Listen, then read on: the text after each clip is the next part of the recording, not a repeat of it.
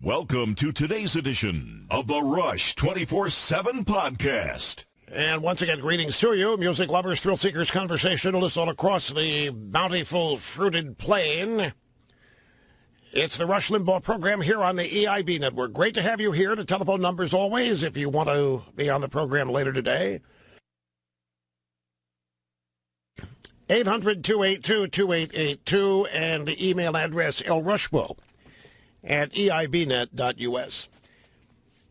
Ladies and gentlemen, I need to beg your indulgence for a few moments here before we get to the news of the day, the special counsel, the daily tack that is occurring here as the establishment in Washington attempts to regain what it believes is rightfully theirs. One of my closest and dearest friends and colleagues passed away at 6 minutes after 8 o'clock this morning here in South Florida. Roger Ailes, 77 years old. Roger and I were passengers in history. I met Roger in around 1990, one night at dinner at the 21 Club in New York. And my life was never the same thereafter. There is, as we speak, and there has been for the past year, a barrage of slander and libel aimed at Roger Ailes by pissants who will never accomplish even 5% of what he did. These are people that did not know him, that prejudged him, that were jealous, people who were envious, and people who felt the need to take down a serious enemy who threatened what they consider to be their rightful hold on the media, on America, or what have you.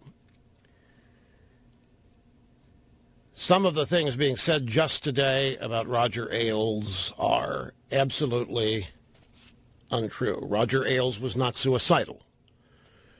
Roger Ailes was not defeated. Roger Ailes was not destroyed. And Roger Ailes and his courageous and lovely wife, Beth, were not separated.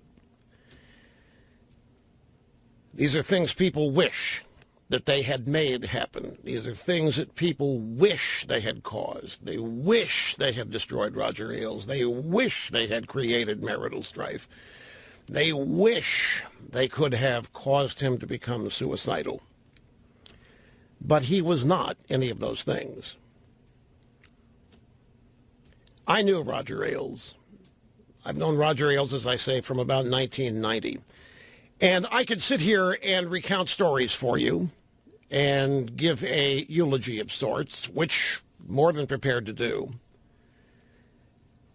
But I think the way I would rather do this, is to go back and replay some comments I made in a speech in honor of Roger back in 2009. It was in Tarrytown, New York. This was the Westchester Putnam Council of the Boy Scouts of America up in New York, and Roger was their annual award winner. And in addition to the roster of speakers, somebody from the Boy Scout Council reached out to me and asked if I would come up and make some remarks, and I was flattered and honored to do so.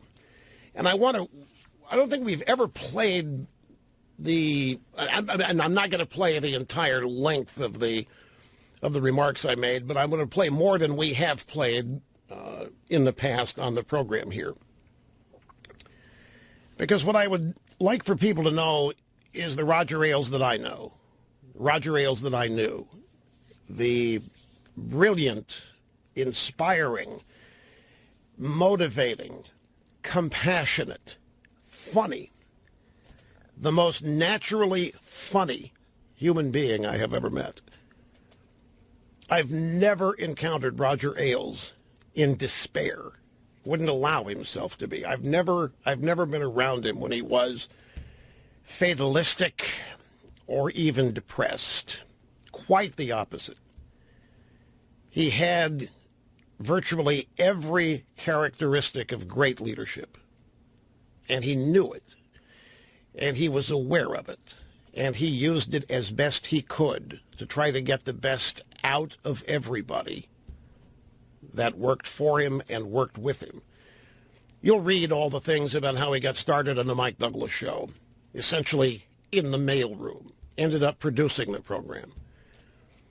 You'll read about the stories of him taking over the campaign successfully of Richard Nixon and George Bush.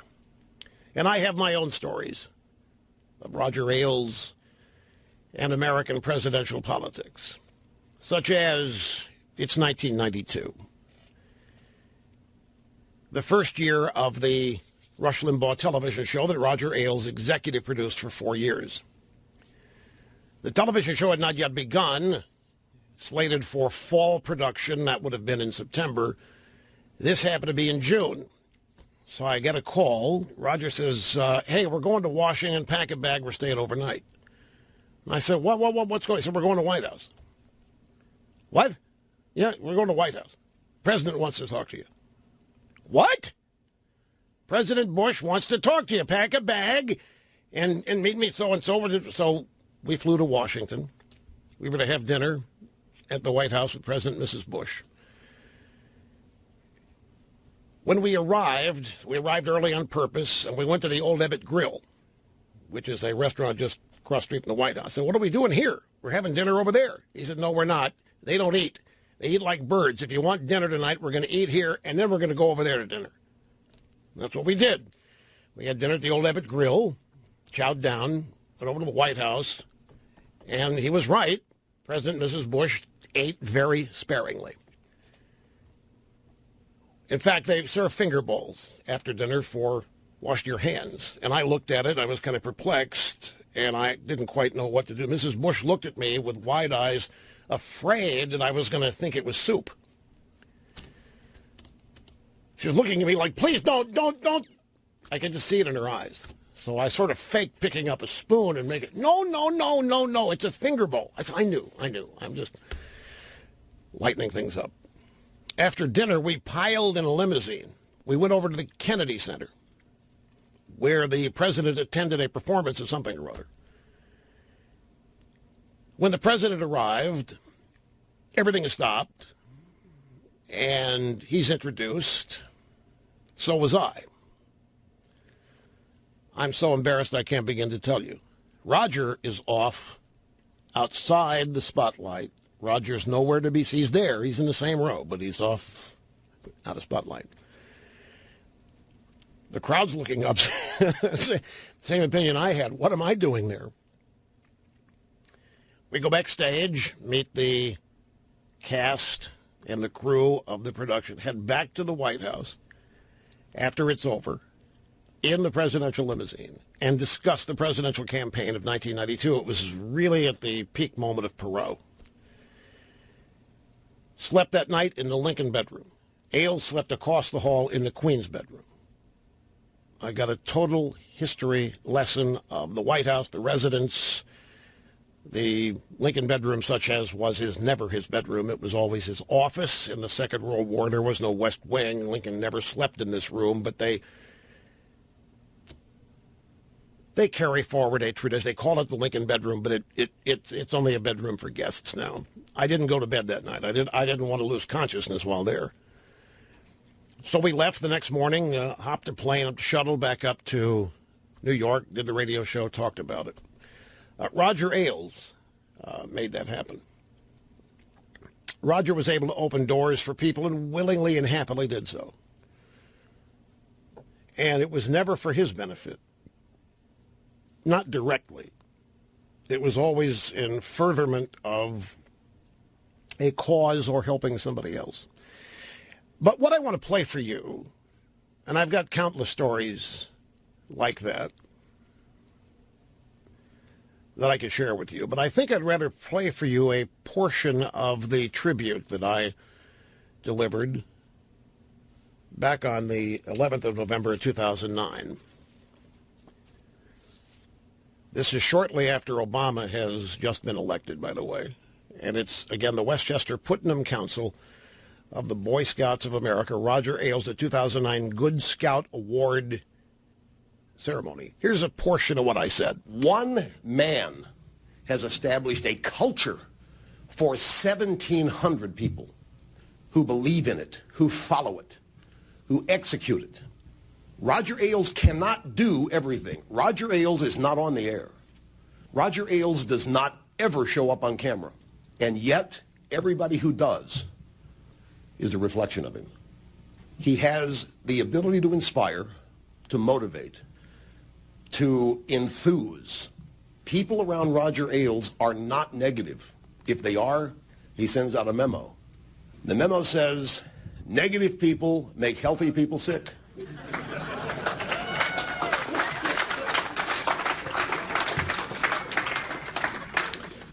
Personal story. We all grow up wanting to be loved. None of us are raised to be hated. And yet, and I was the same way. I mean, many of us will alter our own personalities to be accepted by people. We'll try to figure out what people want us to be and then be that so that we'll be liked. In the process of doing that, we deny who we really are. Now, when I was growing up, nobody hated me, and nobody thought that I hated anybody else. Had personality conflicts with people, disagreements. Nobody thought I hated anybody, and nobody hated me. 6 months after my national radio show started, 20% of the country hated me just because of my values, just because of my conservatism. And I didn't know how to deal with this. And I was looking for advice from anybody who could tell me how to respond to all this baseless criticism of mine. And people said, well, you can't let it stand. You've got to respond to it. You can't let that store. And if I responded to it, the critics thought they'd hit a home run and just mounted even more criticism because I had reacted to it. Other people said, you got to ignore it. All you do by responding to it is elevate it. More people hear about it than otherwise would have.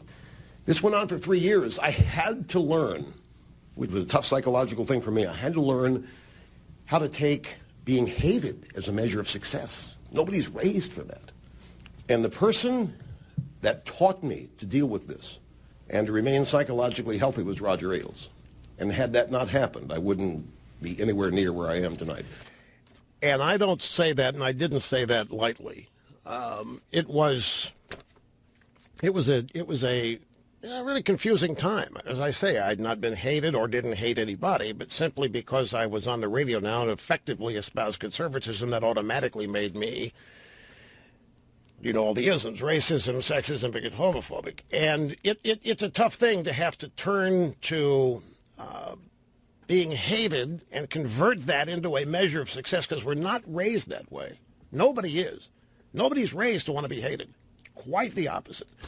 And to take being hated as a measure of success, it's a psychological challenge. And it was Roger Ailes that gave me advice and lessons he had learned himself, but basically how just to overcome all of that with confidence, self-esteem, and recognize the people saying it don't know what they're talking about and don't know you. The people who do know you know who you are. That's all you can do, and that's all that matters. Seek your happiness from the people that love you, and you love them, because you're never going to be loved by people that never know you. And it was much more detailed and involved in that, but it was extremely, essentially helpful. Here's the next little segment from the... My relationship with Roger has been deeply personal in a friendship level and a professional level that I've never experienced with anybody else that I've worked for or worked with. And even though Roger has had nothing to do with my radio show, he was the exec producer of my TV show for 4 years, the things I've learned from him about being a man, about the country, about how to be a professional, nobody else taught me. Nobody else was capable of teaching me. It was a crapshoot whether I would have learned it on my own, but maybe I would have, but I didn't have to, because I had Roger behind me telling me how to react, how to be. I remember one night on our TV show, I was just, for some reason, I said, I can't do it, Roger. I can't do it. This is not me. I can't do it. Of course you can. What do you mean you can't do it? Nobody says you can. Who you're Rush Limbaugh? You can't do it? Sent me out, and I did it. A lot of people would have said, yeah, you can't do it. Oh, you can't do it? You don't want to do it? Okay, well, maybe we'll cancel tonight's show and we'll... But Roger does not tolerate or accept failure in people, nor does he accept people feeling secondary. He is a genuine human being who is able to bring out the absolute best in everyone who works for him and works with him. And I have never met anybody in my life who is able to do that. And especially in a large organization like Fox News, that at this time in 2009, 1,700 people. Stop and think about it, folks. Think about establishing a culture that no matter when you tune in to Fox News as a consumer, as an audience member, with expectations that you're going to get what you expect from a man who's never on camera, who's not writing scripts, who's not on the phone with producers and demanding this or that, hiring the right people, vetting the right people, inspiring them and motivating, and turning them loose. Not many people can do it. Roger Ailes has accomplished things in life that few people will ever even attempt. And it's one of the reasons why there's so many people who are jealous, so many people who are envious, and so many people who want to knock all of this down and characterize it as something other than what it is. And what it is, what it was greatness. There's more. I appreciate your indulging me in this just a little bit more. We'll take a break and come back in just a second. Don't go away. At the time of the Scout dinner in New York, Roger's son, Zach, was 9. He was in the audience that night. Zach, I want you to come up here for just a second. This is Roger's son, Zach. You've heard him addressed here tonight. Now, you've heard a lot of things about your dad tonight. How old are you? 9. You're 9 years old. You've heard a lot of things about your dad tonight, and you've heard them described in flowery terms. I want to make it real simple for you. Your father's a great man. Your father is one of the greatest Americans who's ever lived, and I don't want you to ever forget that. I don't want you to understand exactly what that means. And I mean great, Zach. Your father loves you. You can't believe the stories and how proud he's been talking to me about you and the things that he was looking forward to being able to do with you and has been able to do. So I wanted you to know it from me personally. You've heard all the flowery language. Your father is a great man. You'll know that for the rest of your life. Thank you. And this is often said as a cliche. In Roger's case, it's true. He is a great man, but his greatness has been enhanced and expanded because of Beth and their relationship. Well,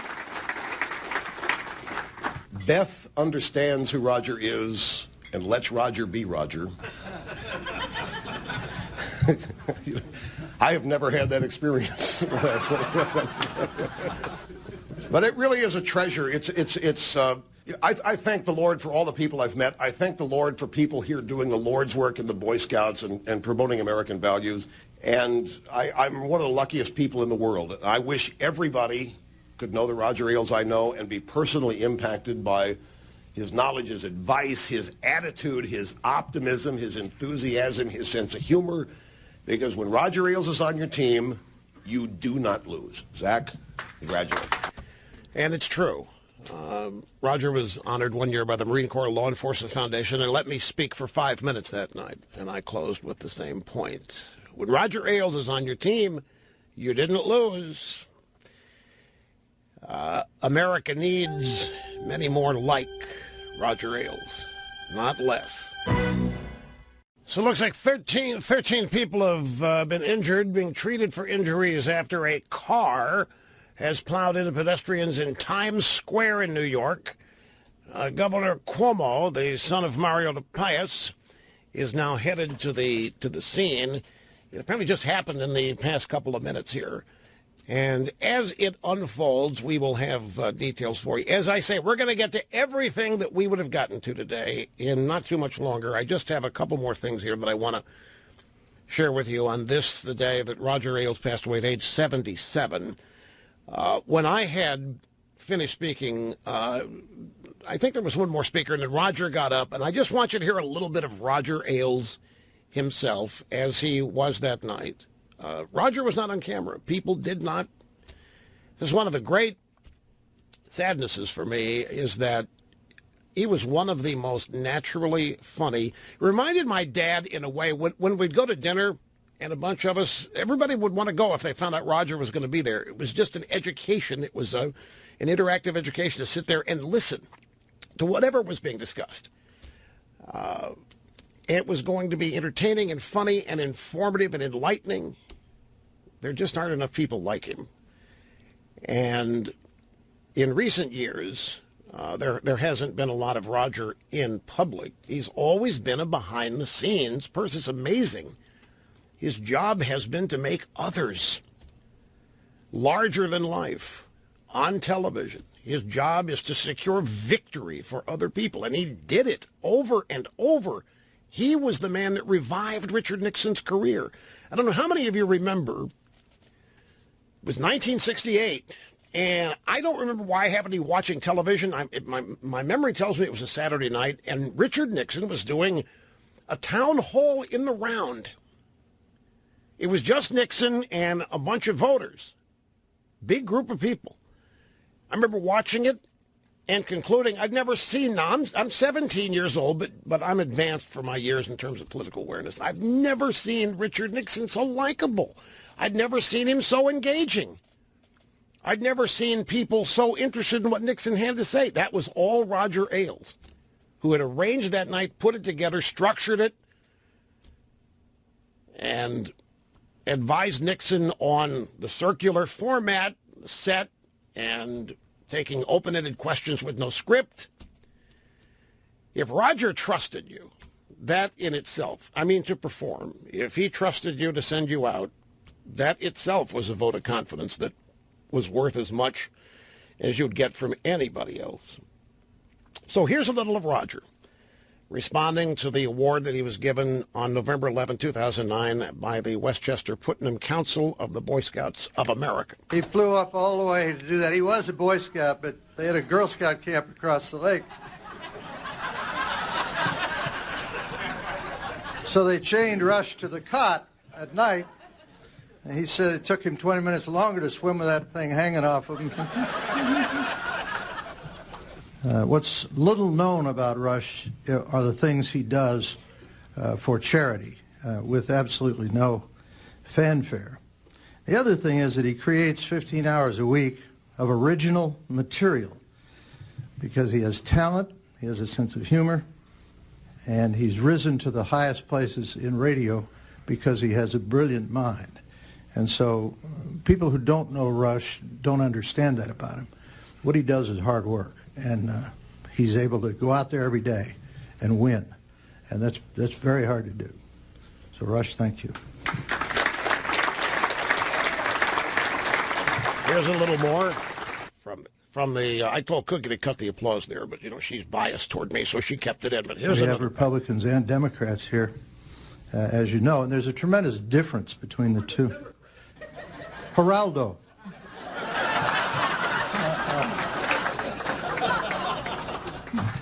There is a difference. There's a story about a guy who was in a balloon. He lived in the country, one of those air balloons, a hot air balloon. Stop that for just a second and cue that back up to the top. When Roger started, we have Republicans and Democrats here, as you know, and there's a tremendous difference between the two. I shouted, "Where are the Democrats?" I'm looking around the room, and that's when Roger said, "Geraldo." I don't know if you could hear me. You could? I'm sorry, I couldn't hear me. So if I think I couldn't, okay, here it is from the top once again. We have Republicans and Democrats here, as you know, and there's a tremendous difference between the two.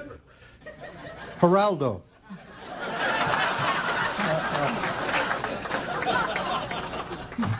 There is a difference. There's a story about a guy who was in a balloon, one of those air balloons, a hot air balloon. He was lost, and he lowered the altitude, spotted a man down below, and descended a bit more. And then called out to him, and he said, "Excuse me, can you help me? I promised a friend I'd meet him an hour ago, and I don't know where I am."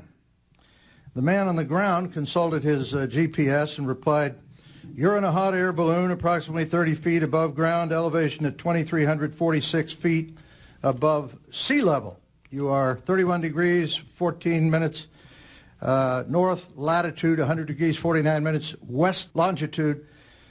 And the guy said, "You must be a Republican." And he said, "I am." "How did you know that?" He said, "Well, everything you told me is technically correct, but I have no idea what to make of your information. The fact is I'm still lost, and frankly, you haven't been very much help so far." And the other guy said, "You must be a Democrat." He said, "I am. How'd you know that?" He said, "Well, you don't know where you're going or where you've been. You've risen to where you are in hot air. You made a promise which you have no idea how to keep. You expect me to solve your problem. The fact is you're in the same place you were before we met, and now it's my fault."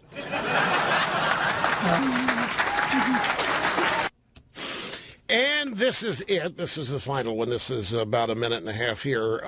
Roger Ailes and America. We live in a country where we believe individuals are innocent until proven guilty.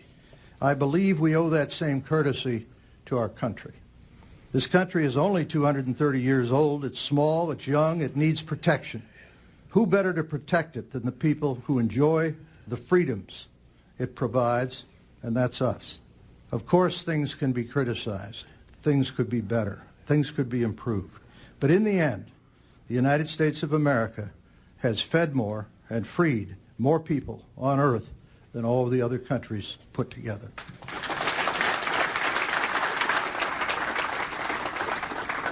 When they tear down your country, be sure to point out that we have a heroic history with traditional values and institutions like scouting, which have been a steady beacon of light in the universe. American exceptionalism does exist because we believe in freedom. Remember one thing about America. Everybody's trying to get in and nobody's trying to get out. Don't back off on traditional values. It's important to show respect and tolerance for others, but they must show the same respect for your values. Tolerance is a two-way street. Don't be afraid of challenges. Much of your success will come from taking on difficult situations. Roger Ailes passed away today at 6 minutes after 8, 77 years of age. He was born in Ohio, and first time I heard this story, I was shocked and surprised because I didn't grow up knowing anybody like this. But he told me that 6 months before he was to turn 18, his father came to him and said, "So where are you going to go?" And Roger said, "What do you mean?" "Well, you're going to be 18 in 6 months. You can't stay here. When you're 18, I've done my job. So where are you going to go?" So he was basically told by his own father at 18, "You're on your own, pal. You're not going to stay under my roof." He had a hard scrabble upbringing, and he was a tough as nails individual and tough as nails competitor. And I could tell you stories about battles we had with media during the 4 years of the Rush Limbaugh, the television show, and maybe I will someday as things unfold. But for now, I just wanted to do what little I could to help a proper remembrance of a great American who has done more for his country and his family than he is likely to be acknowledged and given credit for, precisely because of the overwhelming and profound success he represented and constituted an ongoing threat, which is, I can't tell you how frustrating it is to even acknowledge such a thing exists in our country. I understand in totalitarian regimes where certain points of view or opinions make you enemy of the state, subject to imprisonment or constant ridicule, lose your job or whatever. But it's still, even though I know it happens, and even though I know it's out there, and even though I see it and have experienced it, it still boggles my mind that that kind of bigotry and prejudice that is rooted in tyranny exists in our own country. That simply an opposing point of view and succeeding at spreading it and implementing it, when it is rooted in individual liberty and freedom, can make you an enemy of the state. Scary times. and we've lost a great warrior in the battle, in the war. We'll be back. Don't go away. And we're back. El Rushball behind the golden EIB microphone. The news of the day, the independent, not the special counsel. Not the independent investigator, not the special investigator, not the independent prosecutor, not the special prosecutor. The special counsel.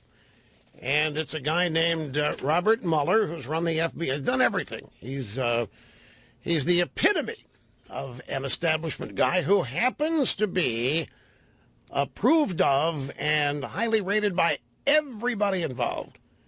I understand the Trump White House was only given a 30-minute heads up yesterday that the Department of Justice was going to go the special counsel route. Now, one of the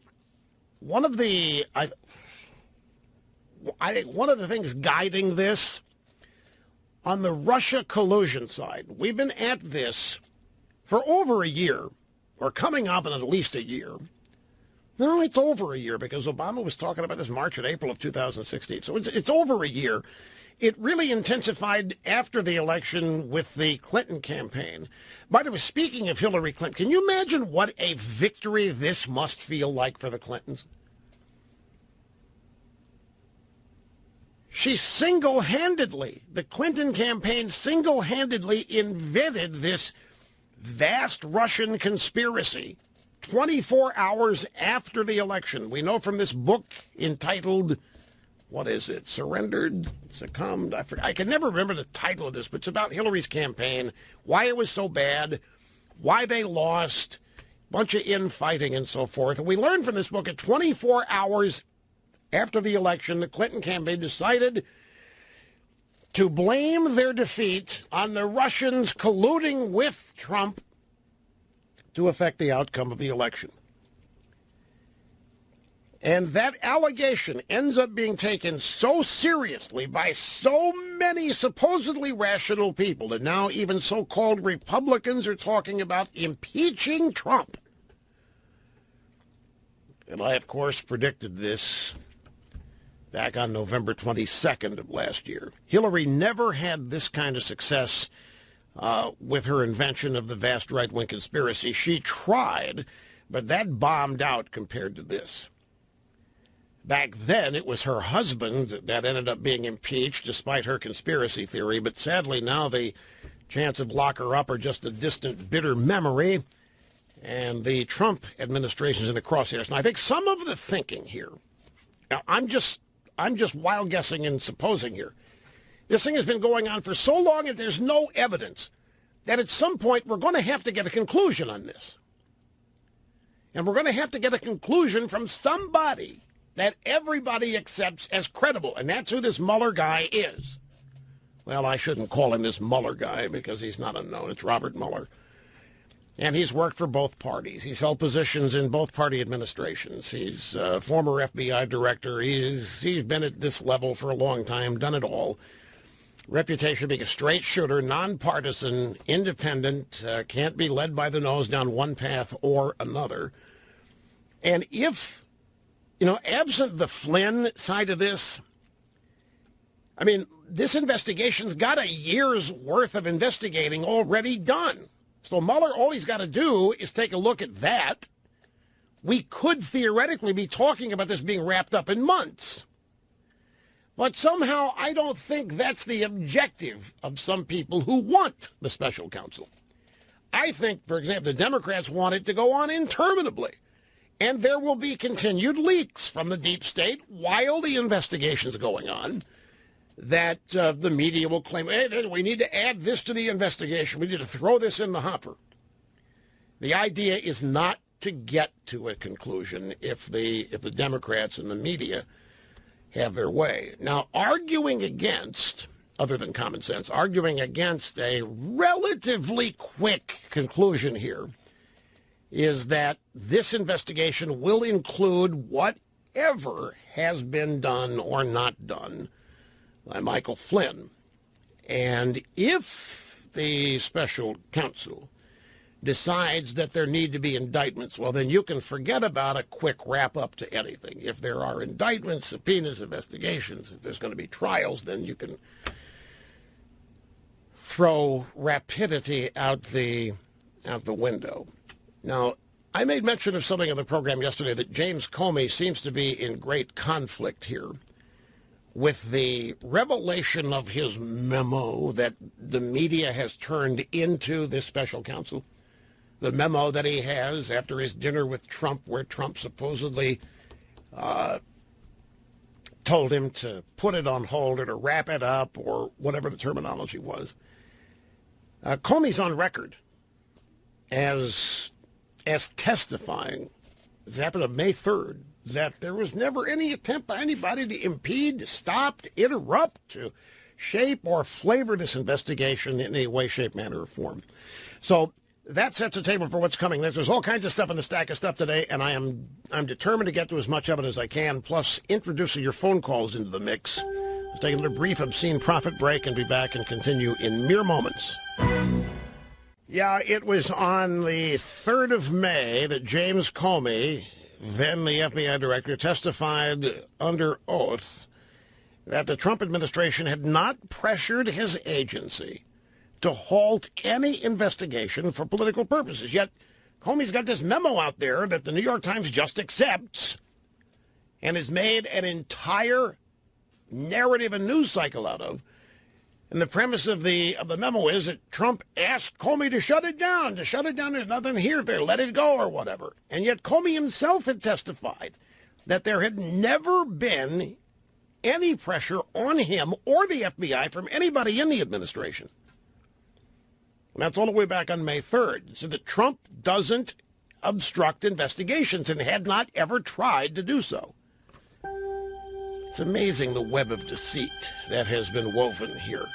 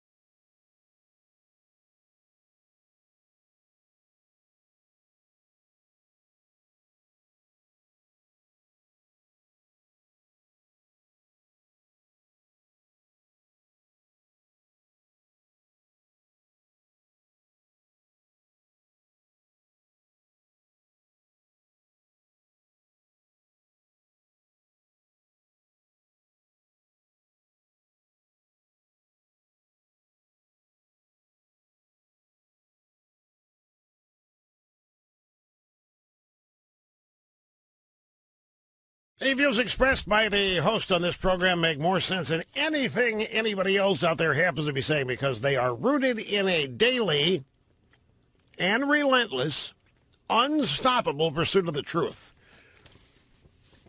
It is great to be with you. The telephone number, if you want to be on the program today, 800-282-2882, and the email address lrushbo@eibnet.us. Okay, Fox News is now reporting that the vehicle that rammed a bunch of civilians in Times Square was trying to enter a pedestrian area, which is why it's sitting at an up angle there on a metal or concrete barricade or bar of some kind. It's the kind of thing supposed to block vehicles from getting down a street. The car was going the wrong way. It's reported that the fire department has confirmed 1 death, 12 other people injured. And none of this is official. I'm just from the photos that I've been able to see here during the break. The driver is a youngish-looking person of color, but the New York PD is not saying that. They're not talking yet. Wall Street Journal 4 minutes ago, 1 person dead. Times Square crash. Driver identified as a 26-year-old from the Bronx with previous DWI arrests. So the information keeps pouring in. Everybody's going to look, is this an act of terrorism? Is it an act of terrorism? And it doesn't look like that now. Nobody's talking what? No, nobody claims they've heard Allahu Akbar, or is that what you're asking me? Yeah, nobody claims that they've heard that. Okay, let's now head to the special counsel. I don't know what your reaction to this was. I was kind of surprised. It caught me off guard.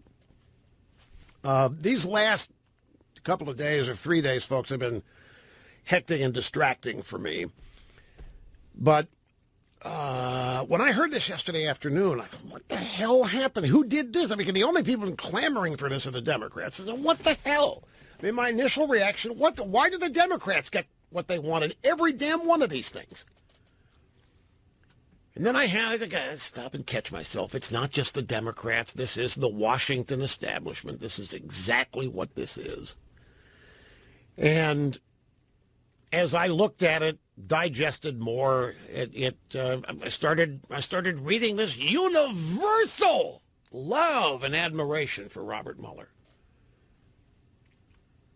And I sort of said, everybody's happy with this. This is the most acceptable outcome there could have been. There couldn't have been a better choice. There couldn't have been anybody better to look into this. Because the result, whatever he's going to come up with, is going to be universally accepted. Okay, you really want to tell me, you want me to believe that if, and I'm not even sure we're ever going to get this, but if there is an exoneration of Trump and collusion with the Russians to affect the outcome of the election, you think that's going to make the Democrats go away? Do you think that's going to make the deep state shut down? Is that going to stop people in the intelligence community trying to overthrow an elected president? Because that is what is going on here. I don't care what you want to call it. You can call it the deep state. You can get specific and you can say that it's members of the permanent government, and there are plenty of those, that are in the intelligence community that simply will not accept the results of the election. That all of the Democrat Party is made up of people like that. And that they are all unified in literally overturning that election and either getting rid of Trump or rendering him so powerless that he has no choice but then to resign. And the Republicans are running around, they're starting to whisper President Pence. And the word impeachment is being bandied about. And it's too late to go back and ask, okay, what could the administration, what could Trump have done to have prevented us from arriving at this point? But it is a shocking display. It's a sobering display of the power of the Washington establishment that with innuendo, fake news, and totally made up news that we can create enough criminal suspicion to justify yet another investigation into all of this. There are countless investigations that have been ongoing for a year already, and none of them have found any evidence. And yet none of that is relevant. None of that seems to matter. Now we have to go all in on the special counsel.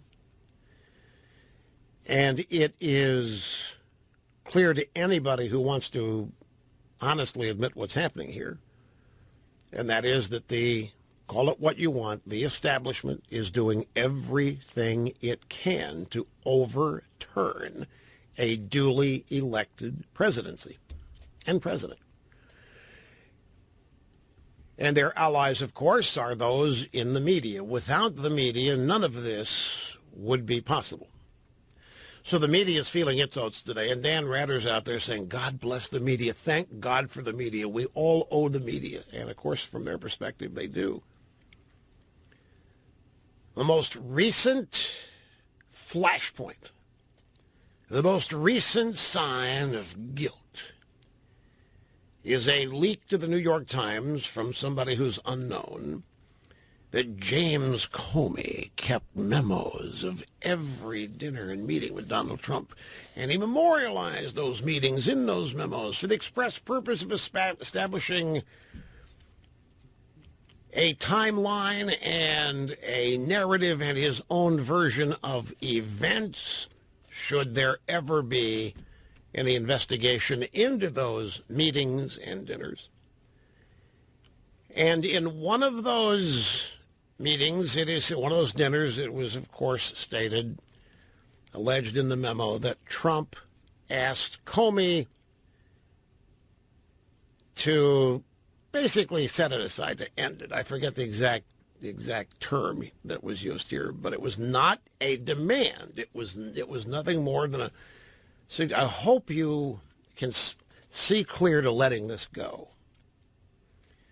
Much like a psychiatrist says to a person who's obsessive compulsive, I hope you can just let this go. And that is being amplified now into Trump obstructing justice and trying to shut down the investigation. So let me repeat something that I got into a little bit yesterday on the program. On May 3rd, the FBI Director, James Comey, under oath, testified that he had not experienced any attempts to stop the FBI from doing any investigation. This week, an unknown, unidentified person called a New York Times reporter and read to him a memo that supposedly Comey had written after a meeting with Trump back on Valentine's Day, where Trump hoped that the Flynn matter would not proceed further. 3 weeks after the FBI had cleared Flynn. Now, I know you might have heard me say some of this yesterday, and I did, but it needs to be repeated. The FBI had cleared Flynn of any malfeasance in the phone calls that they had surveilled that Flynn had had with the Russian ambassador. Flynn had been cleared on those. There were other things, whether or not he accepted money for a speech illegally, and this focus on the Logan Act, which has never been prosecuted. But in terms of the phone call where the Russian ambassador was being surveilled with the NSA, maybe the FBI, they desperately wanted to be able to say that Flynn had promised a quid pro quo, that he had promised the Russian ambassador that when Trump took the oath of office that they would end the sanctions that Obama placed on the Russians, and they welcomed back the 35 diplomats that Obama had kicked out of the country. None of that happened. The FBI cleared Flynn in that phone call. 3 weeks later, Trump and Comey have dinner in the White House, and somebody calls the New York Times and says that it's in Comey's memo that Trump said he hoped that the Flynn matter would not proceed further, would just see clear to let it go. What was there to let go? After that, Comey didn't tell anybody about this. We're led to believe that the president attempted to obstruct justice or interfere in the election or in the investigation, and Comey said not a word. which he's legally obligated to do. If somebody in the regime steps up and tries to interfere in your investigation, that's obstruction of justice. You have a duty to report that to the DOJ. You don't sit on that. But Comey didn't report it to anybody. Nobody knew about it till this anonymous source calls the New York Times and reads to them the context of the Comey, or the text of the Comey memo. And so this became a frenzy, a drive-by frenzy. They have driven around in circles for 24 hours straight, stirring up dust so thick that nobody can see past their noses. The Democrats are screaming the impeachment word. They're crashing the market. And scared to death Republicans are getting pulled into all this and asking themselves, is it worth defending Trump? Oh, my God, we don't want any of this. Oh, we hope they don't. And so it's all crashing in on everything. That's pretty much it. If you want more detail, from GotNews.com, former FBI Director James Comey testified under Senate oath on May 3rd that the Trump administration had not pressured his agency to halt any investigation for political purposes. Comey admitted that the FBI had always been free to operate without political interference from Trump, which flies in the face of the Democrats and their never-ending allegations about Russia and Trump. Comey said under Senate oath he had never been pressured to halt any investigation, that the FBI has always been free to operate without any White House political interference.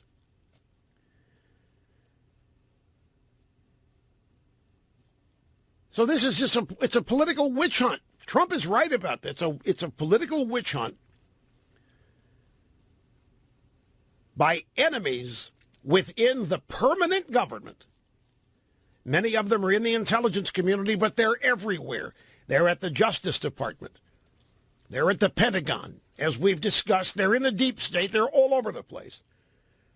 So on Wednesday, Rosenstein, number 2 at the DOJ, because Jeff Sessions has mistakenly recused himself from all this, Rosenstein appointed a special counsel, former FBI Director Robert Mueller, to drum up more hype about Trump's imaginary collusion with Russia during the general election. On May 9th, Trump fired Comey, who essentially has spent 15 years shilling for the Clintons. So the point is that on May the 8th, or May the 3rd, Comey testified. Look, how many times do I have to say this? That's what. It's so frustrating. You have to say it over and over again. Why doesn't anybody hear this? There's nothing here. There's not a shred here. There's no evidence whatsoever to even warrant this investigation. The only reason for the investigation is what the Democrats always rely on. Of course we have no evidence. It's the seriousness of the charge that requires us to get to the bottom of it. You know, the cover of the current issue of the Limbaugh, well, it's an upcoming issue, the next issue, the Limbaugh letter. Why do the losers keep winning? Which is right where, why do the losers keep winning? Why does it look like the losers are running the show? Well, that's because of who the losers are. And what it really boils down to is that you, the American people, the voters, you're way down the chain in terms of things and people that matter, as are elections. And we'll be back. Don't go away. Now, the Comey testimony was under questioning by a senator from Hawaii by the name of Mazie Hirono, or Hirano. I'm not sure how she pronounces it. It was. Look, you realize this memo is why we have a special counsel? The reason I'm harping on this, when you boil everything down, this imaginary memo, well, it may not be imaginary, but the New York Times has not seen it. Somebody just called him, somebody anonymous. Hey, I've got a memo from Comey. You want to hear some of it? Yeah, what's it say? Well, I had dinner with Trump, and Trump said, can't you just see your way to letting it go? Bambo, write a story, Trump interferes. But you go to Comey testimony twice. Most recently on May the 3rd, no evidence ever to suggest that he was interfered with. The president never once asked him to stop, the president's never interfered in the investigation. He said this under oath. Comey never made that memo public. One memo. Fake news, essentially undocumented. It's anonymously sourced. The memo's not even ever been seen. It was read to them. And this has caused everybody to panic. What might be is causing everybody to panic, but what everybody knows that contradicts what might be is being ignored. Okay, we start on the phones. People have been patiently waiting. We go to Kernersville, North Carolina to start. This is Nick. Great to have you, Nick. How are you doing, sir? Good, Rush. How are you? Fine, dandy. And caller with talent on loan from God, dittos to you. And I want to come out and say I want to offer my condolences to you on losing a friend in Mr. Ailes. And I wanted to see if, in order to honor his memory, I was curious if you could expand a little bit more on specifically how he taught you to view the vast amount of criticism directed towards you as a measure of your success. It just seems so relevant in our political climate today. Yeah, it is. So you want to know what it was he told me. I'm just making sure I understand your call. What? Or if there's a story or what it was he told you. Just I just wanted to see if you would expand on that. You had mentioned it, and let me give you a little context for it. The radio starts in August. The show starts in August of 1988, and it didn't take 6 months. And in markets all over the country where the show is heard, all of a sudden I'm espousing hate and racism and bigotry and homophobia and all these other things. And this stuff is being used to harm my efforts to get my radio show on other radio stations. We're trying to grow the EIB network, and we're not at this point in the top 10 markets. And eventually you have to be in top 10 markets if you're going to have commercial and financial success, unless you're going to ask for donors like the Democrats do, which we were never even entered our minds to go the fundraising route. So we had to get ourselves cleared on these stations. And as these stories mounted that I was this, that, and the other thing, it immediately pushed you on the defensive. And then I started getting advice. And one person was, you can't let that charge of racism stand. You can't. If you don't bat that down, that's going to stick, and you're going to be forever damaged. You've got to reply to it. So I said, that advice sounds good. So I responded to it, and it didn't help at all. At the moment I did it, I felt triumphant.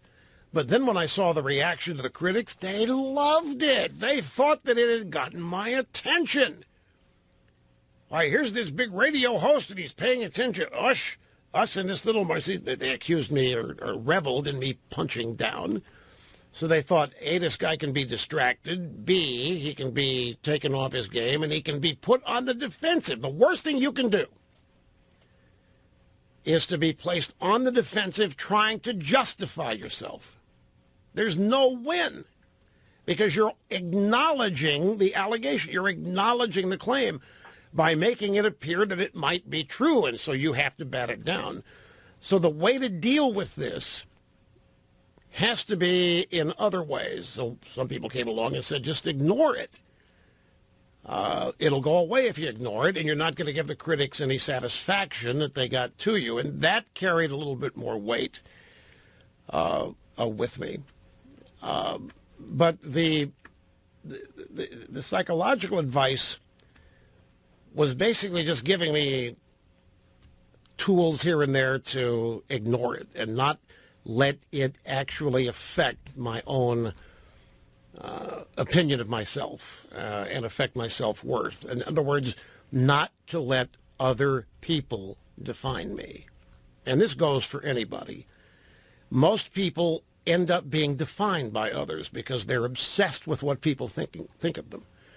And the best thing, it didn't happen overnight. It took a while, but I've arrived at the point I don't care what people think. I'm lucky. I've got a microphone here every day where I can prove who I really am, each and every day. And that allows me to end the day feeling very satisfied with my efforts. A lot of people don't have that, which is unfortunate. Sticking with the phones here on the EIB network, this is Tom in Morris County, New Jersey. Tom, I'm glad you waited. I really am. Welcome to the EIB network. Hi. Hi, Rush. Rush, two things. First of all, when President Trump addressed the nation through the State of the Union, his favorability ratings went up. I don't understand why he does not do like Reagan did or Obama and address the nation on a monthly basis. I don't think Reagan did. Obama went longer without press conferences than most presidents. Obama didn't need to address the American people. The surrogates of his administration were the media, and they were getting the word out. Reagan, in fact, in Reagan's second term, he practically was invisible after the Iran-Contra thing happened. Now, Trump is addressing the American people. That's why I wanted to accept your call, because Trump is every day addressing the American people via Twitter. Yeah, but don't you think it'd be more effective if he sat down calmly and humbly mentioned the things that he's accomplished and then calmly addressed the lies that are being spewed out there? I think Trump supporters like myself would love to see that because we're frustrated. And I know he does the Twitter, but if he addresses the nation, he's very impressive when he does that. All right. It could work. I don't know. But I'm going to tell you what would happen. And you tell me if you can give me your honest reaction to this and not just your full-fledged, gee, you want Trump to succeed reaction. Just imagine that he calls a national address tonight, tomorrow night, to address all this stuff. It goes out and lists the accomplishments, the achievements, the economic growth, the things on the agenda that are ready to happen, things that have happened, and then starts addressing all of this stuff. And when he finishes, the media is going to ignore everything you want him to say that he may have in fact have said, and they're going to portray a president scared and frightened and on the defensive, feeling he is losing his base, had to call a national address to the nation to try to save his presidency, and then every cable network would have a series of roundtable discussions with so-called experts to come in and do psychological and political analysis of if Trump is losing it. Because the one thing you're never going to get here, Ken, no matter what, Tom, you're never going to get anybody in the drive-by media supporting, amplifying, or ignoring the positive things you want Trump to say. They are going to immediately set out to destroy them. Yes, but they have to cover his address to the nation. And I think people are waiting to hear that. Obviously, all Trump supporters know what the media is doing. But I really believe that if he addresses the nation, okay, he will have a major effect on his base and other people that really don't know what's going on. Do you like these tweets where he, how about his commencement speech? Yeah, he did a speech yesterday to the Coast Guard, and a lot of it was really good. But then he swerved into an area where he described himself as among the most unfairly victimized and criticized presidents ever. And I don't know if he was trying to evoke sympathy or what have you, but do you think it works when he does that? For his base, it does, yeah. And the people that don't like Trump, I don't care what he says. They're not going to like him. But there are a lot of people in the middle of this country that go, well, is he being treated unfairly? What's going on here? And they're the people that I think if he addresses the nation, he's going to say, wow, this guy's not too bad, and maybe they are creating lies about him. I really believe that. His supporters ought to know that and never doubt it from the campaign. People that are undecided. Okay, let me ask you another question. Yeah. Do you think in doing any of this that Trump can stop the independent counsel investigation? Do you think Trump could have prevented it? No, but I think he can explain it, and I think he can explain what happened on May 3rd with Comey calmly to the nation, because people don't know that. 80% of the country have no idea that he did that Comey said that on May 3rd. He can mention that. I just think he should do it. See, this goes back to the previous caller who wanted to know how you did. This is not something for Trump to do, in all candor. This is for surrogates to do. And this is why it's important to have a communication staff that can get the word out and do this kind of. Now, Trump may be different. I mean, it may well be that this is the kind of thing he can do himself or other presidents couldn't and get away with it.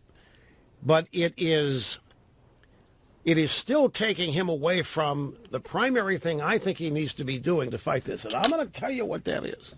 I think now, folks, there is a golden opportunity. I don't know how big an opportunity, but it's an opportunity. It's an opening. Since they've announced this stupid special counsel investigation,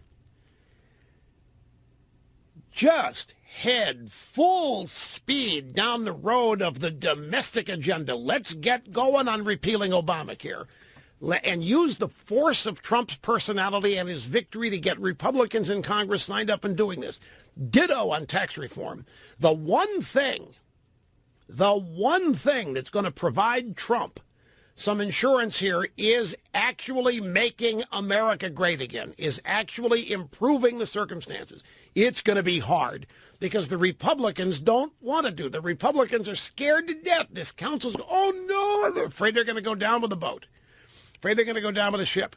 But it's time for Trump to marshal every bit of these special powers he has as a negotiator, as a leader. And if he's going to make a speech about anything, it ought to be about this, about how he is dedicated, rededicated, whatever, to the agenda on which he ran, and that we have got to continue working hard as we can, doing everything we can to move forward on repealing Obamacare, on dealing with illegal immigration and making the circumstances even better, moving on to tax reform. Believe me, that is, I think, the single best thing that he could do. Get focused on it, get back focused on it, stay focused on it, and do everything he can, and make it appear like if it doesn't happen, it's not his fault. It's everybody else in his party and elsewhere which is not willing to join and help him. But if he's seen doubling down on this rather than being occupied by all of these distractions and investigations and Comey here and there, get back to why he was elected. And be seen as much as he can every day working on that. And make speeches about that. Address the nation with what, don't tell the nation that he's a victim and to feel sorry for him because of all this. Instead, cast it as people trying to stop him from completing his agenda for the American people. Make it known that what's going on here stands in the way of the betterment of life for the American people. Let it be known here that this is as much about denying the American people improved economic standards, standards of living, and the Trump agenda as he can. And that's the way to get the people behind him. Much better than trying to rally them to his cause via sympathy and how unfortunate, how unfair it is he's being investigated. He is still president of the United States. He is going to be president of the United States for the longest time. Send a signal every day he's not cowering in fear. Send a signal every day he's not going to resign. It's not in his vocabulary. Send a signal every day he hasn't done diddly squat, and this is typical that he expected this. This is the last dying gasp for the establishment, trying to destroy everything he stands for and you, the American people, and get moving as fast as he can on continuing to implement his agenda. Turn the tables on these people and make them feel depressed. Make them feel. The best way to do that is for Trump to double down on the agenda and get going on it, and to make it look like all of this is having no effect on him whatsoever. Now, they're not going to go away. They're never going to go away. They're never going to stop getting rid of Trump. He may as well take advantage of his position and use the extraordinary powers he has as an influencer, as a negotiator, to start or to keep the country moving in the positive direction that it is moving since he became president. And let that speak for itself. He doesn't have to go out and give speeches about, he can do it, about what he's done. That's not a bad thing to do. It's just a reminder because you may not be hearing about this. But he can't do a steady diet of it. The speeches have to be, the addresses to the country, as his public appearances, have to be focused on what he is doing and is going to continue to do. Not what he has done, but what lies ahead and how he needs people with him and nothing can stop him and blah, blah, blah. Rally the troops. That's what I would do. But, of course, I'm not there. And it's easy to say this stuff when you're not there. But, nevertheless, I appreciate your call. Quick timeout. We'll be back. We'll continue in a moment. Rush Limbaugh meeting and surpassing all audience expectations every day. Christy in Fort Lauderdale, great to have you on the program. Hello. Rush, this is the biggest honor of my life. And I am on a road. Oh, well, I'm on a road trip with my family, my father and mother, and my 9 and 10-year-old, and I'm afraid all of them are going to try to grab the phone from me because the girls love Rush Revere so much, and my parents are such proud supporters of yours, and we all just love you. Where are you headed? We're headed to Ponte Vedra between Jacksonville and St. Augustine. Oh, yes. They just had the Players' Championship up there. Exactly right. Yes, they did. The reason I'm calling in is I happened to hear President Trump's speech to the Coast Guard, his commencement speech, and something he said stopped me in my tracks. He said to these graduates, you have the greatest gift because upon graduating, you know exactly what you're doing with your life, and you have a job. And it's public service. You're protecting the United States of America. And I get choked up even thinking about what he said. And I think of these millennials and these other commencement speeches I've seen clips of where they're running around like chickens with their heads cut off. Socialism is the greatest thing on earth. And they have no focus. And God rest his soul, your dear friend said something in something you played back about an hour ago. Libs, they don't know where they came from, and they don't know where they're going. And he summed up perfectly, I think, what I was trying to point out to you today. And the gentleman who called before, who said he wished that Trump would come out once a month with some sort of address to the nation, I think he achieved that during his speech. Do you, Rush? Well, yeah, except that you don't know how many people heard it. It was a daytime speech. Fox, I think, carried a lot of it, CNN excerpts. None of it appeared in primetime, so you'd have to see it somewhere on social media, which, by the way, I'm evolving a theory on social media. I'll share with you, so it's not relevant now. Bottom line is, I don't think that it is widespread and powerful as everybody thinks. I think we're being kind of scammed by it in a way, simply by virtue of my own experiences with it. I don't know how many real people are in social media versus how many bots, how many things circulating there are actually created by robots and not real people. And I think all this is being run and sponsored by leftist organizations, from Google to Facebook to retired college professors to whatever. And it's also being used to dispirit people like you. You go to, no matter where you go on social media, you're outnumbered, right? I don't even go on it anymore because of that. Exactly. And I'm telling you, I think a lot of it, I don't know what percentage, is fake, phony, made up, and doesn't actually represent the opinions of real human beings. Like a lot of it's botnets. But anyway, that's where this speech would have to be seen. Okay. I agree with you that it was a great speech and inspiring and so forth. No question about it. I have to say my 2 little girls' names, or they're going to never forgive me. And Madden and Ryan, they love your books so much. We read them every night, and they were a gift from my mom and dad. And you are such an inspiration to me. I'm in my 40s, and hopefully this generation that I'm raising, 2 little Americans, proud Americans. How old you're are helping they? pave the way. 9 and 10. 9 and 10. Well, I mean, right there, right in the crosshairs of the demo that we're seeking. I know, and it's a scary time for them, and I worry about their future in this country. But thank God, your voice is so strong and so loud. When are you going to be back home? When are you going to be back home? On Sunday. Sunday. And is home Fort Lauderdale or somewhere else? Fort Lauderdale, yes. Yeah. Well, I tell you what, you hang on, because we've got a whole little package of goodies that we send to young people who love the characters in Rush Revere, the time travel adventures with exceptional Americans, including Liberty dolls. They're really cool things, and a whole bunch of stuff. Have they read all the books? Yes, they have. My father's made sure of that. Okay, cool. Well, we may send some audio versions so I can relive them in another way. So don't hang up so we can get your address. in Fort Lauderdale. So we have the stuff there after you get back home from wherever your road trip's taking you beyond Ponte Vedra. But I thank you very much, Christy, very much. I mentioned this yesterday. I said I didn't have time to do it, and I might try to make time today, either today or tomorrow. The thing by Penelope Trunk, the commencement speech that she gives, as opposed to the garbage that college graduates today hear. And the reason this appeals to me, because it's right up my alley. You know, I used to do a commencement speech every year here on the radio, and its focus was to take every premise of your standard boilerplate cliched commencement address, such as you are the future of our country. The weight of the world is on your shoulders. The world is waiting for you to make your mark. Because none of that's true. The world is not waiting for you. The weight of the world is not yet on your shoulders. And you haven't done anything to distinguish yourself yet.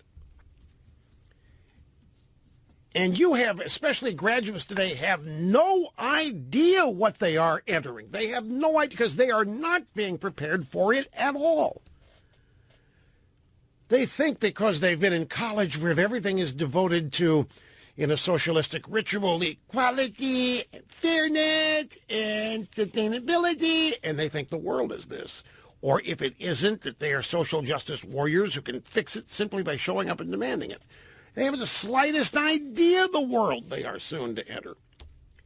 And this piece by Penelope Trunk, it's intriguing in that regard. So I'll take a look at all the stuff I have here and make editorial decisions in terms of the importance of various items, decide whether to get to it. I've got a piece here at salon.com that is literally hilarious, but to them it's scary.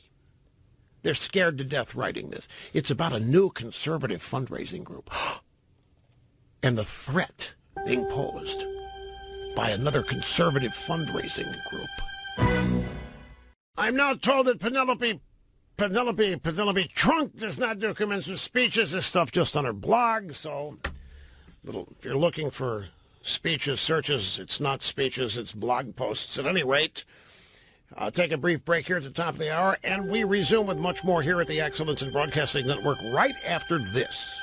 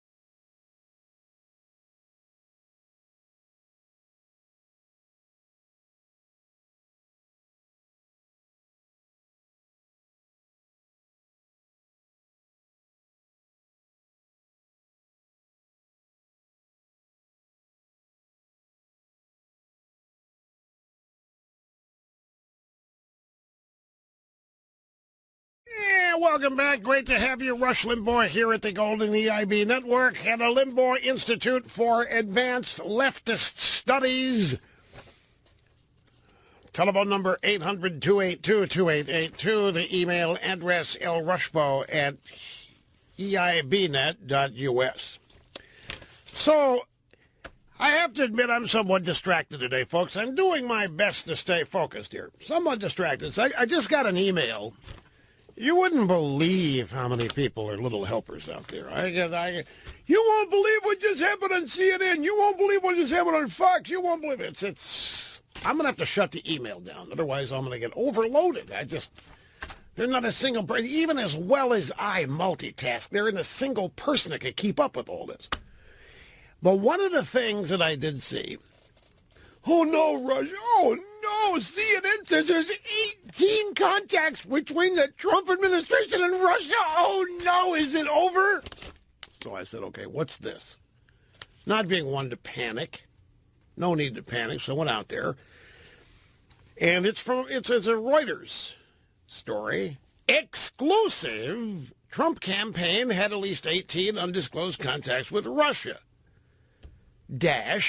Sources. And here's how the story begins. And it's by, have you noticed the number of people the drive-bys are assigning to every story? New York Times sometimes assign 4 people to a 500-word story. 3 people here, 2 people over there, mountains of people being assigned. In this case, 3 people, Ned Parker, Jonathan Lande, and Warren Strobel, writing exclusively for Reuters. Michael Flynn and other advisors to Donald Trump's campaign were in contact with Russian officials and others with Kremlin ties in at least 18 calls and emails during the last 7 months of the 2016 presidential race, say current and former U.S. officials familiar with the exchanges. It's yet another group of unknown, unseen, anonymous current and former officials. The previously undisclosed interactions, like these 18, they're brand new, folks. Nobody knew about them till we at Reuters ferreted them out. The previously undisclosed interactions form part of the record now, being reviewed by the FBI and congressional investigators probing Russian interference in the U.S. presidential election and contacts between Trump's campaign and Russia. So, again, we have an article presented without evidence and which is based entirely on anonymous sources. The only surprise being that it wasn't leaked to the New York Times or Washington Post, but I guess the deep state's getting guilty. You know, we're giving so much to the Post and the Times. We got to spread it out. So they decided to give some of this anonymous crap to Reuters. Maybe since so much of the anonymously sourced articles have turned out to be fake, you realize how much of this is made up and fake and has been proven to be fake? Conversations between Flynn and Kislyak accelerated after the November 8th vote as the two discussed establishing a back channel for communications between Trump and Putin that could bypass the U.S. national security bureaucracy, which both sides considered hostile to improved relations. This, according to 4 current U.S. officials. The people who described the contacts to Reuters said that they had seen no evidence of wrongdoing or collusion between the campaign and Russia in the communications review. What? What? What? Let me read this again.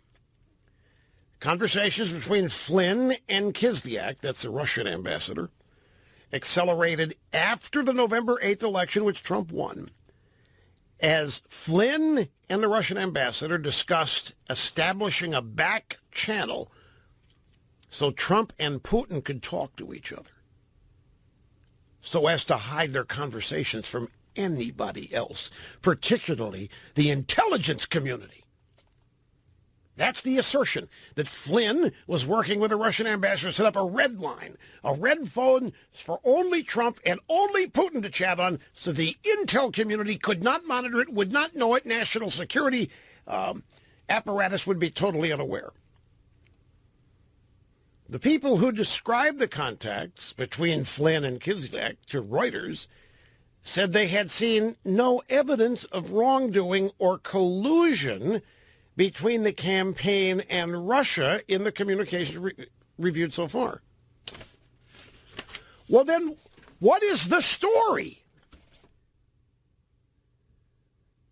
What if the people described the contacts to Reuters said they've seen no evidence of wrongdoing or collusion between the Trump campaign and Russia in the communication? That's like every other story. No evidence. They tell you all these allegations, all these possibilities, all these suppositions.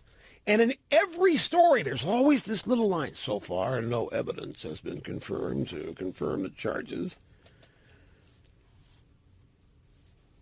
So now Reuters is engaging in fake news. This, I don't know what it, media malpractice or what. But if you drill down into the article, you discover the sentence that I just shared with you. Conversations between Flynn and Kislyak accelerated after the vote. So we're supposed to be outraged that the Trump transition team would be in contact with the Russian government. There's nothing unusual about that. And yet this headline, CNN, Reuters, 18 contacts, 18 conversations between the Russians, and of course there were. It's what happens in transitions. But it's being portrayed here as sinister and sly. And plus, are we to believe also, have you ever heard of the red phone? You know, back in the Cold War days, there was an Oval Office phone, and you picked it up, and it only connected with the Soviet leader in the Kremlin. This isn't even new. But they're trying to make it look like Trump and Putin, man, they're blood brothers. Trump and Putin, they ran a scam here. Trump and Putin want to be able to talk and do whatever without the media or anybody else being able to overhear, as though standard operating procedure is the media does get to listen to Trump call Putin. I mean, all of this is flat out absurd. Trump campaign, at least 18 undisclosed content. Just means you didn't know about it when they happened. It doesn't mean they were trying to keep you from learning about it. It's a transition. And then the killer, the people who described the contacts to Reuters, said they had seen no evidence of wrongdoing or collusion. Well, then what's the story? The 18 undisclosed contacts? But I'll tell you how this works, because the people that sent me this on CNN, they get another nail in the coffin. Oh, my God, Rush. Oh, no. And it's right before Trump's press conference at 3:45. Oh, no. There's no news here.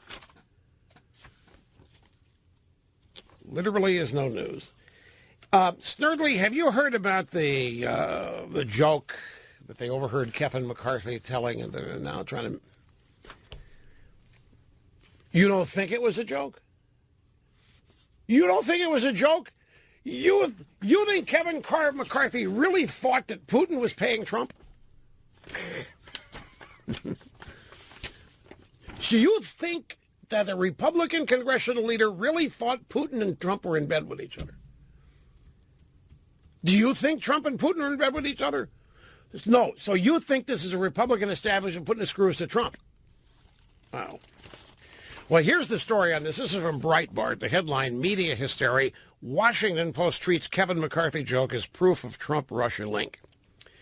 So, the Washington Post has released the latest salvo in the media's effort to take down Trump today. That was actually yesterday. A joke made last year by the House Majority Leader Kevin McCarthy, Republican California, suggesting that Vladimir Putin pays Trump. The joke occurred during a private conversation involving the House Republican leadership. The conversation was recorded. Aren't they all now? The exchange, from the transcript below, since the Post has not made the audio available, is as follows. McCarthy: yeah, the Russians hacked the DNC And they got the Oppo research that they had on Trump. McCarthy laughs. Paul Ryan says, the Russians hacked the DNC. McHenry says, yeah, they get Oppo. Ryan says, on Trump? And like delivered it to who? And it's unintelligible. McCarthy says, there's two people, I think, that Putin pays. I think he pays Rohrabacher. I think he pays Trump. Everybody starts laughing. McCarthy says, swear to God, swear to God. Ryan says, this is an off-the-record, no-leaks event, right? Right? And they're all laughing nervously. And then Ryan is overheard saying on the tape, this is how we know we are a real family here. The full context of the conversation is unclear, but the House leadership appeared to be discussing the crisis in Ukraine and Russian efforts to spread disinformation there. The apparent target of the joke is Dana Rohrabacher, Republican California, who the Post describes uncharitably as a fervent defender of Putin and Russia. The Washington Post's Adam Entis does not explain why he did not post the audio of the conversation, but the laughter on the audio would underline the fact that McCarthy's comments were intended to be humorous because he's laughing about them. Though it is obvious from the transcript, it says here, that the remark is a joke, the Washington Post treats it as a serious scoop, claiming in the first paragraph that McCarthy made a politically explosive assertion in a private conversation on Capitol Hill with his fellow GOP leaders. Look, there's one thing that's not undeniable. These people on the left do not get satire. They do not get parody. They have no sense of humor whatsoever, especially when it's directed at them. Now, Putin paying Trump. When did this happen? This happened last year. So, and it's before the election. And the news is all over. The Democrats have been trying to establish this connection with Trump and Russia for, well, it's over a year now, and there hasn't been any evidence for it. So these guys get together in the Republican leadership in the House. They're joking around. And they're primarily talking about Rohrabacher and then McCarthy. I think there are two people Putin pays. I think he pays Rohrabacher, I think he pays Trump. Ho, ho, ho, ho, ho, ho, ho. Now, interestingly, Mr. Snerdley doesn't think this is a joke. Yeah. Well, look, nobody's going to ask, by the way, what the hell is the Washington Post doing with the tape? How did they get the tape? Nobody's going to ask that. Look, this is a private conversation involving the Republican House leadership. How'd the Post get the tape? Who gave it to them? Did somebody in the House leadership give them the tape? How else are they going to get it?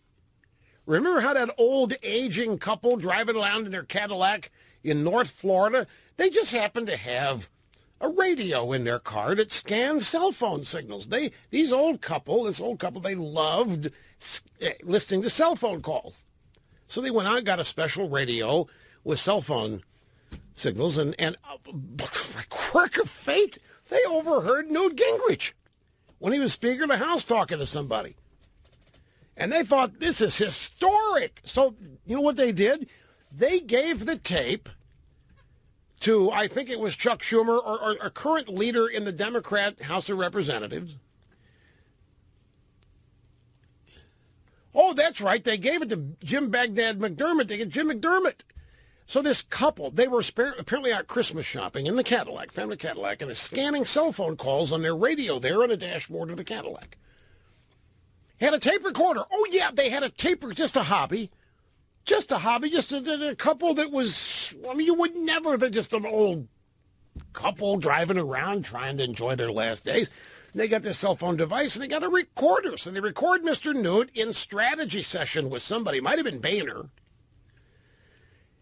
And they thought, you know what, this might be historic. We've got the Speaker of the House here. So they gave the tape to the Democrat leaders in the House, and they gave it to the Washington Post. And the conversation between Mr. Newt and whoever at the Republican leadership got published. And here we are again, another Republican leadership tape ends up being recorded and given to the Washington Post. So how do you think that happened? I don't know. We know that people in the media are lazy. They sit around and wait for people to give them things. And, I think people are loving becoming sources, too, especially if they're anonymous. If you could imagine this.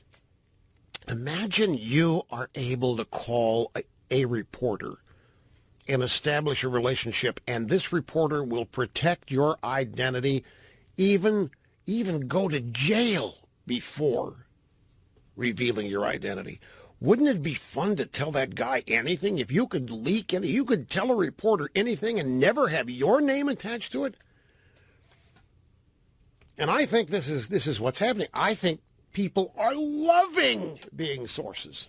They love being unnamed former and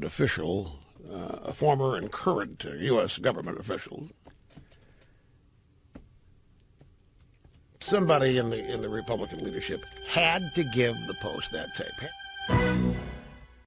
This mythical contact between the Trump transition team and the Russians, and there's nothing illegal about it, which Reuters has to admit after 2 or 3 paragraphs of drama. By the way, new presidents, new administrations have conversations with foreign governments. It's standard operating procedure. Reuters, 18 previously undisclosed. People have forgotten. You know what? It may not be that people have forgotten. It may well be that most people never even knew. Are you aware of all of the back channel conversations Obama had with real enemies of this country? Iran, for one. I have here a piece of John Hidrocker at Powerline from the 15th of February this year. In 2008, while he was running for the presidency, Barack Hussein O. deliberately undermined American foreign policy by secretly encouraging the mullahs in Iran to hold out until he became president because he would be easier to deal with than George W. Bush. There was even a blog post written called How Barack Obama Undercut Bush Administration's Nuclear Negotiations with Iran. Obama's not even elected, and he is undermining American foreign policy, secretly encouraging Iran's mullahs to hold out to suspend any talks until Obama becomes elected. This is like Obama talking to Dmitry Medvedev in 2012 somewhere. There's an open mic. Obama's coming up in re-election in 2012, and he says to Dmitry Medvedev, tell Vlad to be patient. I'll have more flexibility after I win re-election. They were talking about the American nuclear arsenal and Obama's expressed desire to reduce it. In 2008, the Bush administration, along with 6 other nations, 6 powers, was negotiating with Iran concerning their nuclear arms program. This all didn't start with Obama, by the way. Obama, the media wants you to think Obama got elected, then we got serious talking to Iran. No, it was all going on before Obama even got elected. Now, the objective of the Bush administration in 2008 was to prevent Iran from acquiring nuclear weapons. On July 20th of 2008, the New York Times ran a story with the headline, Nuclear Talks with Iran End in a Deadlock. What caused the talks to break off? Here's what the Times said. Iran responded with a written document that failed to address the main issue, international demands that it stop enriching uranium. And Iranian diplomats reiterated before the talks that they considered the issue non-negotiable. The Iranians held firm to this position because they knew that help was on the way. They knew that Obama was probably going to get elected. And if Obama got elected, they were going to be much less controlled. They'd have many more options. So they just stalled negotiations. Which, if you're the Iranians, why you don't blame them. You know Bush is leaving. Bush is the hardliners. Bush doesn't want you to get nuclear weapons. The incoming guy might be sympathetic. So you freeze negotiations till Obama gets in. And you do that based on Obama's assurances as a candidate. This is obscene. This is this AT in Dallas Great to have you. I'm glad you waited, sir. Well, thank you, Rush. Hello. Oh, I'm sorry. It's a woman. It didn't. Oh, yes. We have initials, too. We know that Comey usurped the authority of the Department of Justice, and there were many other irregularities in how he handled the Clinton server scandal, enough to get him fired. Doesn't this justify reopening the Clinton investigation and perhaps appointing a special counselor with a broad assignment? See, when this happened, yes, as I say, I have been somewhat distracted the past 2 or 3 days, so I didn't know this happened until like 2 hours afterward, until I got home. So I saw this, and my initial reaction was, I was muttering obscenities. I was mad about it. I said, who the hell caved on our side? What the hell? I'm going through all these emotions. They lost the freaking election. Why are we giving them what they want? Going through all that. And I said, okay, what's this cover? And I looked at it, and it's only Trump and Russia. There's nothing about the Clintons. There's nothing about their illegal server. There's nothing about any of their violations. And I said, what in the name of Sam Hillary? Why don't we just commit suicide? Why don't we just point the gun at ourselves and be done with this? That was my initial reaction to this. Now, to the extent that it depends on what the investigation turns up, but no, this council's not going to be looking into any of that. That would be another one. And who do you think? Wouldn't they be justified in opening another one? I mean, they've made the case for... They'd be more justified in opening that than this one. Absolutely right. And whatever they discovered about Trump and Russia would pale by comparison to what we know they'd be finding out about Hillary and all the Clinton baggage. Just the trafficking in classified data alone on that server, which we've already been told she did. The only reason she wasn't prosecuted was Comey said she didn't mean to, which is not even part of the statute. He usurped the authority. I mean, he didn't have the authority to even make that call. Why don't we get a special counsel on that Loretta Lynch letting Slick Willie on the airplane? I mean, the stuff that's happened here that the Democrats engage in, and there's never any call for any investigation, much less special or otherwise. I'll tell you what would happen here, A.T. Let's say that somehow, some way, a special counsel was appointed to look into Hillary's illegal email server and traffic. Can you imagine the media reaction to that? This is just sour grapes. This is obviously to cover up the obvious crimes Trump has committed. Media would just... It isn't going to happen. It isn't going to... It's ex post facto now. Well, it isn't, but politically it is. So all of this stuff has to have political pretexts. And since there's nobody in Congress demanding a special counsel for the Clintons... Nobody demanding any of that. It's not going to happen. So I'm glad you called, A.T. I appreciate your patience in waiting. This is Joe in Evansville, Indiana. You're next, and it's great to have you here, sir. Hey, buddy. How you doing? Just fine. Since 1993. What I called about was Republicans can never learn. They keep thinking if we agree with them, they will like us. The media will like us. Well, I've got a newsflash for you. They'll never like you, and they don't respect you. If they were to stand up on the State House, on the Capitol steps and say, Trump is our president, and we're going to make this country great again, you can either join us, and this is a grave invitation to the Democrats. You can join us in making our country great again, or you can lead, you can follow, or you can get out of the way. But this distraction with Trump and all these unfounded rumors, just like if the Democrats were doing this, that's what they would say. They would lie, obfuscate, and never give a moment's notice or credence to these, if they had a Democrat in the White House, never give a moment's notice to them. They would just let it slide off the back. But the Republicans are trying so hard to get everybody to like them. Well, let me ask you, how much of this, in this instance, do you think that is a factor? How much what? Well, the Republicans not standing in the way of the special counsel, the Republicans starting to whisper impeachment, the Republicans slowly, softly accepting it. McCain is the Republican ringleader here, and he's not afraid of the media. And Lindsey Graham. Lindsey Graham's another one. You know that you can't stick a microphone in front of Right, Lindsey but they're Graham not before. doing it. My point, they're not doing it in this instance. I agree with you that on balance they're quivering and cowering in the corner against the media, but not in this. They're not afraid of the media. That's not why they're not supporting Trump here. This is establishment versus outsider, man. I understand that. This is McCain.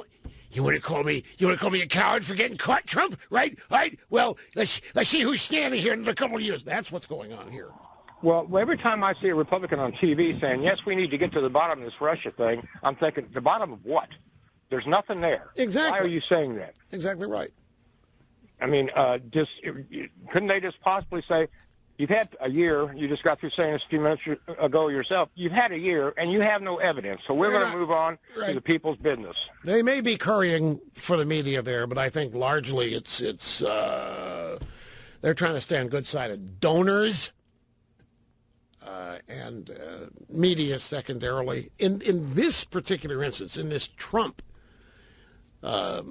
instance, this is clearly insider versus outsider, establishment versus interloper, however you want to describe it. All of this should have been, I know it's easy to sit here with 20/20 hindsight and Monday morning quarterback and all that, but this was so predictable that all of this was going to happen. It was so predictable. And the point of that is, if it was predictable, it could have been defensible. I will tell you something. It was February, and I found myself at Mar-a-Lago. I'd been invited over to Mar-a-Lago. And I was talking to some people over there. And I said, you guys surprised by all this outrage? Yes, we are. I said, you are? Yes, we are. What were you expecting? Well, we were expecting a lot more unity a month after the inauguration. Are you kidding me? No. We thought after they got it out of their system that there'd be a little bit more. I was dumbfounded. I was flabbergasted. I probably let the cat out of the bag here. I should. Here's Craig in Southern Ontario. Welcome, sir. Great to have you with us. Great to be here. Thanks, Rush. You bet, sir. I wonder if you've had this same notion. I see this hunt for Russian collusion ending only one of two possible ways. A, they find some kind of collusion. I find it far-fetched. B, in the absence of evidence, they're going to sit and have panel after panel for months talking about how was it possible that they were able to eliminate and expunge and disappear all of this information. You've got it. You've nailed it. In the first place, the whole premise is absurd. What are we talking about? We're talking about the ongoing effort to convince the American people that Hillary should have won. That's what they're trying to do here. That Hillary should have won. The election was stolen from her because of connections that Trump had with Putin. That means that the Russians somehow were able to rig the election in favor of Trump. That is not possible. There is no evidence for it, and that specifically has not even been alleged. They are leaving it up to people to conclude that's what they're talking about. They're using the power of suggestion. They might find a phone call or two. They won't find any evidence that our election was anything other than 100% legitimate. Well, I think I've heard them already setting this up. I heard a little tiny sound bite, and I don't remember if it was Barbara Boxer or Pelosi or one of the other members of the Brain Trust, but they said, well, absence of evidence is no indication that a crime wasn't committed. And then I went, oh, here we go. We're going to have to listen to this for months after, if it ever closes. We'll have to listen to it for months or years. If they find any evidence, it's going to be there isn't any. They've been looking for a year. There isn't any. I don't even want to discuss if they're going to find. If they find some, I don't either. If they find some, I'm not going to believe it. I'm going to tell you right now, I'm not going to believe it. If they don't find some, the other side's going to say they don't believe it. And the media, not the Democrats, are going to, as you say, impanel endless roundtables on TV to discuss how the once great Bob Mueller ended up being corrupted by Donald Trump. That'll be number one. Number two, how did they miss it? With all the leaks, the Post and the Times, how did they miss it? They're not going to accept this. And it doesn't matter. The media is going to continue to premise that Trump cheated, that Hillary should be the president, no matter what happens with this investigation. That's why I think it's a waste of time. So somebody said, what do you think of Joe Lieberman as the FBI director? Well, why not? Let's go find another Democrat to put up there in the Trump administration or close by. Yeah, by all means, let's make sure we satisfy every Democrat request and complaint they've got. Yes, sir, Reba. Bring on any Democrat you want as far as I'm concerned. What?